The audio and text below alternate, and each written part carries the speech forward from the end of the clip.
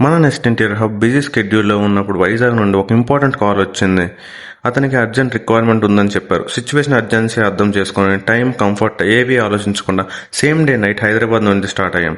Early morning Vizag reach అయ్యాం. Reach అవ్వగానే చాలా బాగా రిసీవ్ చేసుకున్నారు. ఫ్రెష్ అవ్వడానికి సపరేట్ రూమ్ అరేంజ్ చేశారు.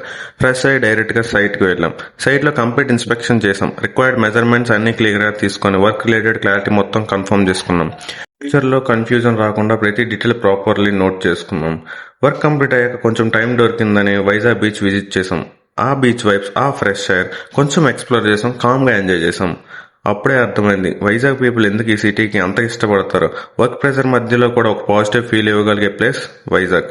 వర్క్ పార్ట్ కంప్లీట్ అయ్యాక నైట్ మళ్ళీ రిటర్న్ జర్నీ స్టార్ట్ చేసాం. రిటర్న్లో హెవీ ట్రావెల్ కొంచెం టఫ్ చేసింది. జర్నీ మధ్యలో ఒక స్మాల్ బస్ యాక్సిడెంట్ కూడా చూసాం. ఈ మధ్య ట్రావెల్స్ లో రిస్క్ ఎంత కామన్ అయ్యాయో ఆ మూమెంట్ లో సీరియస్ గా రిలీజ్ అయ్యింది. లాస్ట్ లో ఒక సింపుల్ రియలైజేషన్, బిజినెస్ లో ట్రావెల్ అంటే ఈజీ కాదు. డైలీ లైఫ్ లో రిస్క్, రెస్పాన్సిబిలిటీ రెండూ ఉంటాయి. కానీ క్లయింట్ నమ్మకం కోసం మనం అన్ని సైడ్ పెట్టి మూవ్ అవ్వాలి. ఈ జర్నీ అదే చెప్పింది.